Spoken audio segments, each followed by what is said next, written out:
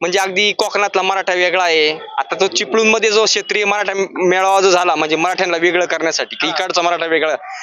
प्रसाद लाड आता आता बोलताय म्हणून ते तुम्हाला दिसायला लागले. पण त्या प्रसाद लाडनी कोकणातला तो मेळावा मग कोकणातलाच मराठा पाहिजे ना. बस गाड्या लक्झऱ्या भरून मुंबईवरून पुण्यावरून या प्रसाद लाडनी पाठवल्या. अशी डाव खूप खेळण्यात आली. साताऱ्यामध्ये त्या तेजस्विनी चव्हाणी काय तो योगायोग मुख्यमंत्र्याच्या गावात पत्रकार परिषद ती मॅनेज केलेली होती व मुख्यमंत्री साहेब तुम्हाला जरांगे वेठीस धरता, जरांगे पाटलांनी तिकडं आंदोलन करावं जालना विदर्भात आणि आम्हाला तर कुणबी माहीतच नाही साताऱ्यामध्ये कोणी इकडं जात बदलावणार नाही.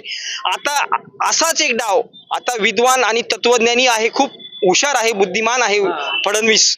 त्यांचं MBA झाल्यामुळे त्यांना अधिक ज्ञान आहे. आता त्यांनी आता नव्याने बार्शीमध्ये आता जो डाव रचलाय राजेंद्र राऊतच्या मार्फत की जरांगे पाटलांना डायरेक्ट ते जबाब विचारायला लागले व तुम्ही जे म्हणता ते फडणवीस